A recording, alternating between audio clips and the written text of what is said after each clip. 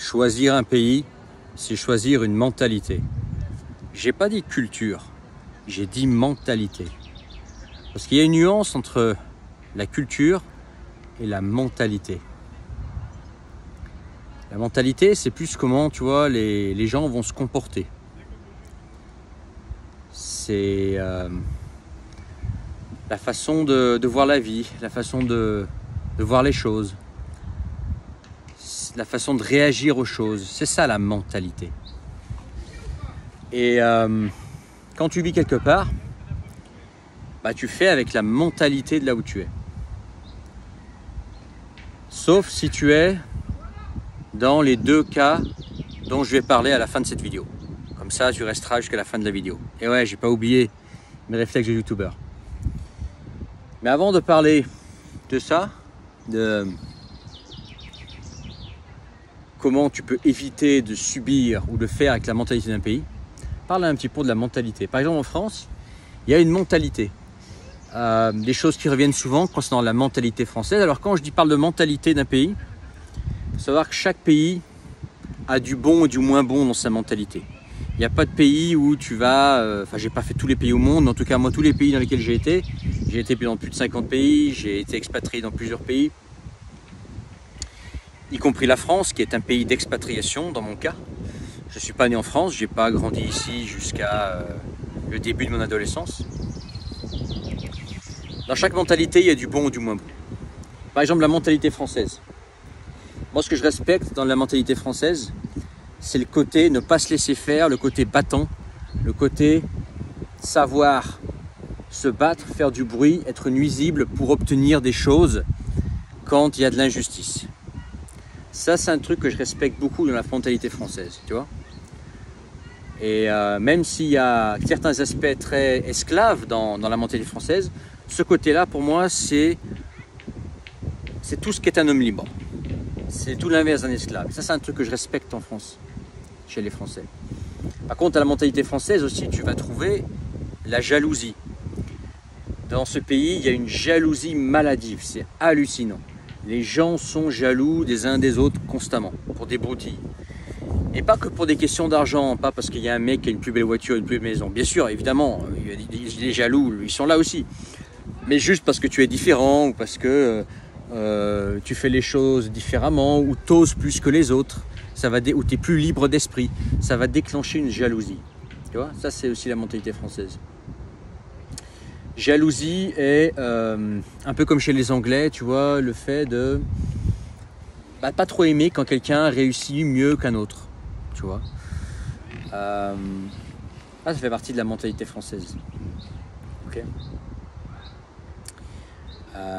La mentalité diplôme aussi, devoir avoir des diplômes pour tout n'importe quoi, devoir avoir des justificatifs, des certificats pour tout, pour des trucs tout bêtes, tu vois, des boulots, etc., des activités, des business, etc. Tu vois. Bonne chose de la mentalité française, il y a un côté humain chez les Français, plus que chez les Anglo-Saxons par exemple, plus que chez les Russes. Il y a une certaine empathie chez les Français. C'est un point fort. Okay. Ça, c'est juste pour te dire, voilà, te donner un exemple de mentalité française. Et partout où tu vas aller, tu vas avoir des mentalités, avec des avantages et des inconvénients. Et quand tu choisis un pays, tu peux dire, écoute, je choisis ce pays sur ces critères-là, mais réfléchis aussi à la mentalité. Est-ce que tu vas aimer la mentalité sur place? La mentalité, elle peut avoir ses avantages, et souvent les vendeurs de pays, il y en a qui jouent aux boules juste derrière là. En campagne, hein, c'est les boules, c'est les pique-niques, tout ça, le barbecue. Puis là, il fait beau, là. Cet après-midi, il a fait 28 degrés. Est-ce que tu as supporté la mentalité locale? Ok. Ou qu'est-ce que dans cette mentalité, il y a quelque chose qui te plaît particulièrement? Par exemple, les États-Unis. Moi, ce que je respecte beaucoup chez les États-Unis, c'est le côté self-made man, le côté business, le côté, tu vois, de pouvoir, voilà, de pouvoir partir de zéro et te construire. C'est pas impossible en France c'est encore possible, c'est plus dur, mais aux États-Unis tu as vachement ça, tu vois, ça c'est un truc que j'aime bien. Les choses vont vite, etc. Ça c'est un bon aspect de la mentalité américaine que je respecte beaucoup. côté business, etc. Le côté encouragement aussi, si tu fais quelque chose. On va avoir tendance à t'encourager, on va avoir tendance à dire ouais c'est une bonne idée, etc. J'espère que tu vas y arriver, etc. En Russie par contre, toi tu as la mentalité à essayer de décourager, une mentalité vachement négative.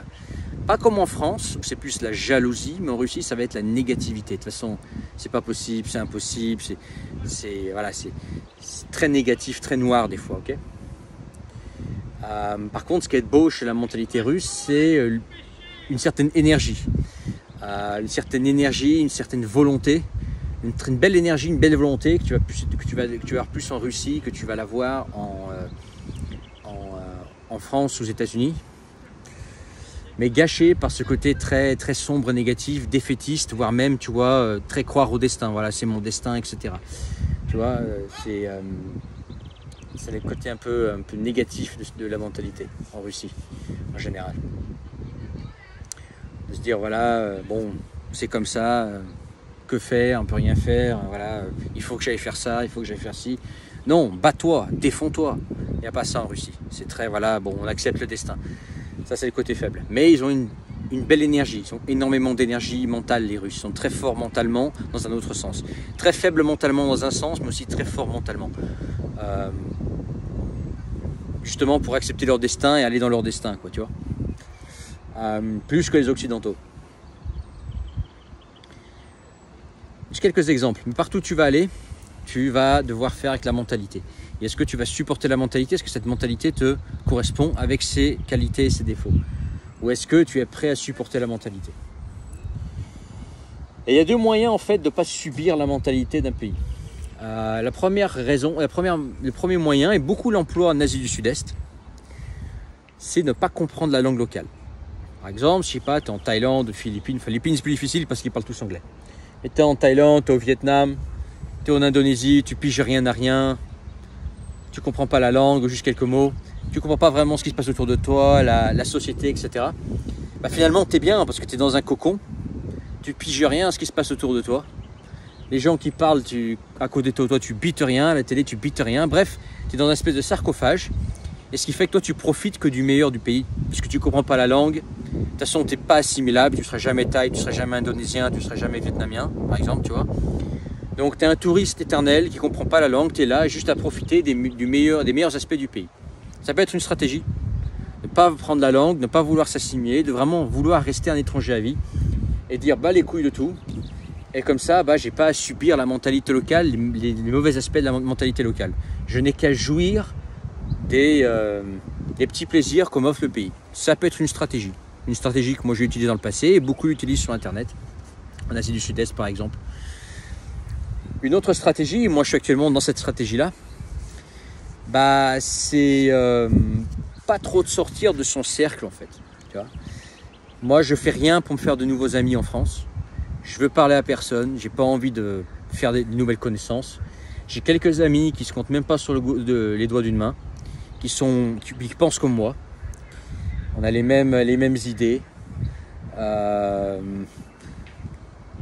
entreprenants, libres dans la tête, multilingues, ayant beaucoup voyagé, même idéologie, même idée sur aspects politiques, etc. Et on reste qu'entre nous. Et ça ne nous intéresse pas d'aller parler à des jaloux, à des cassos, tout ça, tu vois. Et ce qui fait que même si j'habite en France, je ne subis pas les aspects négatifs de la France. De la mentalité française. L'autre solution, c'est par exemple dans le boulot. Le monde du travail français est vachement toxique. J'en ferai une vidéo là-dessus plus tard. Dans un mois ou deux. Voilà, pour le moment, je laisse décanter certaines choses. Mais le monde du travail, le marché de l'emploi est vachement toxique en France, tu vois. Et quand tu es à ton compte, que tu es entrepreneur, bah, tu ne subis pas la toxicité des entreprises, des collègues de boulot toxiques, de chercher du travail, etc. Tu vois. Ça aussi, c'est un aspect toxique, très toxique de la France, surtout actuellement, où effectivement les salaires sont pas trop mal en France par rapport au tiers-monde.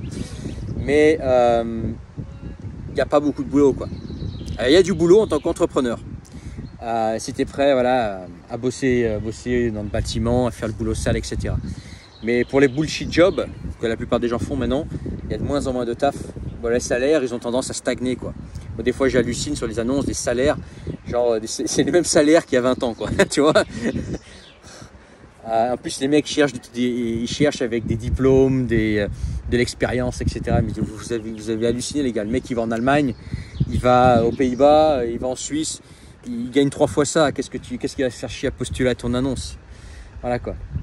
Mais voilà, globalement, si tu restes dans ton cercle à toi, que tu t'es construit avec des gens qui pensent que comme toi, même s'il est tout petit, et que tu n'en sors pas, tu ne fréquentes pas d'autres gens, bah finalement, tu n'es pas obligé de subir les mauvais côtés de la mentalité française. Moi, par exemple, actuellement, je jouis des bons côtés de la France. La belle nature, l'air frais, la bonne bouffe, la vieille pierre, les paysages, tu vois.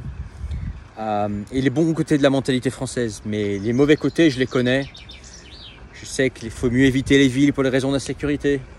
Ce pays est plein de jaloux, plein de toxicité, tu vois, dans le monde du travail, tu vois. Je sais que ça, faut l'éviter, tu vois. Là, c'est des choses, voilà, qui... Je sais qu'elles sont là, mais dans ma position, j'arrive à pas être concerné, tu vois. Bref, si tu as trouvé ça intéressant, mets ton pouce. Regarde dans la description le premier lien, tu peux réserver une séance de coaching avec moi directement. On peut se parler en face à face, que toi et moi, de façon privée. C'est dans la description, tu cliques dessus, tu t'inscris et tu réserves. Et puis, à bientôt. Abonne-toi si ce n'est pas encore fait. Partage. Et puis, la partie de boule, elle commence à devenir intense derrière là. Allez, à bientôt. Ciao.